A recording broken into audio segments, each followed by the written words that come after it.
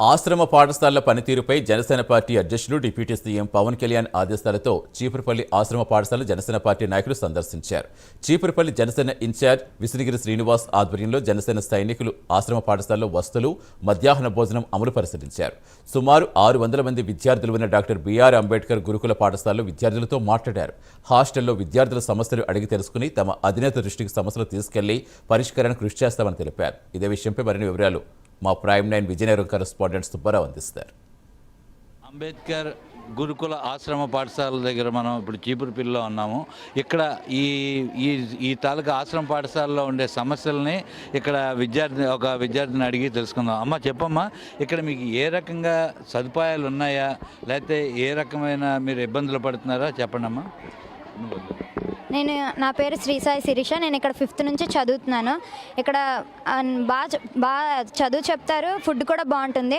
కానీ ఇక్కడ ఇన్ఫ్రాస్ట్రక్చర్ అనేది ఏమీ బాగోలేదు. మాకు ఉండడానికి సరైన డార్మెంటరీస్ లేవు. దానివల్ల మేము క్లాస్ హౌస్ రెండు ఒకే దగ్గర క్లాస్లోనే పడుకోవాల్సి వస్తుంది. దానికి తగినట్టుగా మాకు డైనింగ్ హాల్ కూడా సరిగ్గా లేదు, అది పడిపోయే స్థితిలో ఉంది. దాని కారణంగా మేము డైనింగ్ హాల్ కట్టించవలసిందిగా కోరుచున్నాం. అంతవరకు కట్టించే వరకు మాకు ఒక టెంపరీ డైనింగ్ షెడ్ని ఇప్పించవలసిందిగా కోరుచున్నాం. అదేవిధంగా మాకు సిక్ రూమ్, ఆరోగ్య భవనం అనేది లేదు, అందులో అది పడిపోయే స్థితిలో ఉంది. ఎందుకంటే ఇది ఎప్పుడో కట్టించిన హాస్టల్, చాలా సంవత్సరాలు అవుతుంది కట్టించి. దానికి తగినట్టుగా మీరు ఆరోగ్య భవనాన్ని కూడా కట్టించవలసిందిగా కోరుచున్నాం. డార్మెటరీస్ కూడా మీరు దయతలిచి మాకు ఇవన్నీ ఇవ్వాల్సిందిగా కోరుచున్నాం. ఎడ్యుకేషన్ చాలా బాగుంటుంది. అలాగే ఐఐటి నీట్కి కూడా ఈ మధ్యన కోచింగ్ సెంటర్స్ అనేది పెట్టాలని గవర్నమెంట్ చెప్తుంది. అదేవిధంగా మాకు చదువు, ఎడ్యుకేషన్ అంతా బాగుంటుంది, ఫుడ్ ఇంకా బాగుంటుంది. కాకపోతే మా ఈ సమస్యలను తీర్చవలసిందిగా కోరుచున్నాం. మేడం గారు చెప్పండి, ఇక్కడ ఈ తాలూకా మీరు ప్రభుత్వం దృష్టికి ఇక్కడ ఉండేటువంటి సమస్యలను ఏ రకంగా తీసుకెళ్తారు, ఏవేవి సమస్యలు ఉన్నాయి?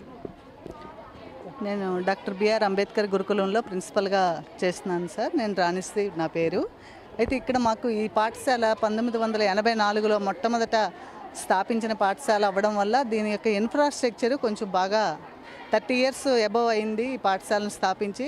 దానివల్ల అయితే ఇక్కడ ఏంటంటే ఈ పాఠశాలకు ఒక ప్రత్యేకత ఏంటంటే ఎక్కువ స్ట్రెంత్ ఇక్కడ జిల్లాలో మొట్టమొదటి ప్రథమ పాఠశాలగా పేరెంట్స్ అందరూ దీన్ని చూస్తారు. కాబట్టి ఎప్పుడు కూడా 600 అబవ్ స్ట్రెంత్ ఉంటుంది. ఎడ్యుకేషన్ చాలా బాగుంటుందనే ఒక పేరెంట్స్కి విశ్వాసం. దానివల్ల ఎక్కువ మంది ఈ పాఠశాలని ప్రిఫర్ చేస్తారు ఈ జిల్లాలో. ఈ మధ్యనే ఐఐటి నీట్ క్యాంపస్ కూడా మా సొసైటీ దాన్ని ఈ పాఠశాలను ఎంపిక చేయడం జరిగింది. అయితే ఇక్కడ ఏంటంటే మరి ఇంతమంది ఇప్పుడు ఈ 600 విద్యార్థులతో పాటు ఇంకా ఐఐటి నీట్లో 180 మంది విద్యార్థులు ఉండడానికి వీలుగా ఇక్కడ ఇన్ఫ్రాస్ట్రక్చర్ ప్రాబ్లం కొంచెం ఉంది. దాన్ని మీరు ఏమైనా గవర్నమెంట్ దృష్టిలోకి తీసుకెళ్ళి మరి సాల్వ్ చేస్తే ఇది ఒక మోడల్ పాఠశాలగా ఈ విజయనగరం జిల్లాకి కళాశాలగా ఉంటుందని భావిస్తున్నా. పిల్లలకు అందవలసిన ఎమ్యూనిటీస్ అన్నీ కూడా ఇక్కడ బాగానే ఉన్నాయి సార్. వాళ్ళకి ఎవ్రీ ఇయర్ గవర్నమెంట్ ఇవ్వాల్సిన ఎమ్యూనిటీస్ అన్నీ ఇస్తుంది. మరి చదువు విషయంలో కూడా ఇక్కడ విద్యార్థులు బాగా చదువుకుంటారు. ఇక్కడ టీచర్స్ కూడా ఈ పాఠశాలకి అందరూ రెగ్యులర్ స్టాఫ్ ఉంటారు. ఎక్కువ ఎడ్యుకేషను లాస్ట్ ఇయర్ 70% వచ్చింది 10th క్లాస్ ఇంటర్మీడియట్ కూడా. అది కాబట్టి దీనికి ఉన్న ఒకటి ఏంటంటే ప్రాబ్లం ఇన్ఫ్రాస్ట్రక్చరు. మరి దాన్ని గవర్నమెంట్ దృష్టిలో పెట్టుకొని మాకు అది ఒక్కటి కలుగు చేస్తే ఈ పాఠశాల భవిష్యత్తు బాగుంటుందని నేను కోరుకుంటున్నాను. మేడం గారు చెప్పండి, అయితే మీరు ఈ తాలూకా ఈ ఇన్ఫ్రాస్ట్రక్చర్ గురించి వీటి గురించి మీరు ప్రభుత్వం దృష్టికి ఏమైనా పంపించారా నివేదికలు? ప్రభుత్వం దృష్టికి తీసుకెళ్ళాను సార్. ఇప్పుడే ఇది డిఈ గారు ఒకసారి మాకు వచ్చి వెరిఫికేషన్ కూడా చేశారు, ఇన్స్పెక్షన్ అయింది. దీన్ని ఈ డార్మెటరీ బిల్డింగ్ని పడగొట్టాలని డయాబిలిటీ కండిషన్లో ఉందని రిపోర్ట్ ఇవ్వడం కూడా జరిగింది. దాని మీద ఫైల్ నడుస్తుంది సార్, ప్రాసెస్లో ఉంది ఫైల్ కొత్త డార్మెటరీ కన్స్ట్రక్షన్ కోసం. మరి ఇంకా అది డిఈ గారి లెవెల్లో ఉంది. సొసైటీ దృష్టిలో కూడా మేము పెట్టాము, వాళ్ళు కూడా దీన్ని పర్స్యూ చేశారు. మరి అది అన్నీ శాంక్షన్ అయ్యి వస్తుంది. ఇక్కడ ప్రస్తుతం అయితే జనసేన నాయకులు చీపురుపల్లి ఇన్ఛార్జ్ ఉన్నారు, ఆయన విష్ణుగిరి శ్రీనివాసరావు.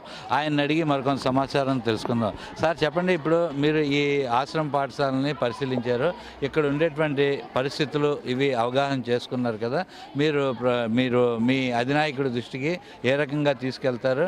ఇక్కడ మెరుగైన సౌకర్యాల కల్పనలో మీ పార్టీ ఎలా ఉంటుంది? ఇప్పుడు అంబేద్కర్ గురుకుల పాఠశాలకి చిగురుపల్లిలో చాలా ప్రసిద్ధి పొందిన గురుకుల పాఠశాల. ఎందుకంటే అప్పుడు ఎన్టీ రామారావు కట్టించిన గురుకుల పాఠశాల ఇదొకటి. మా చిగురుపల్లి నియోజకవర్గంలో చాలా ఉన్నతమైన విద్య ఇక్కడ ఇస్తారు.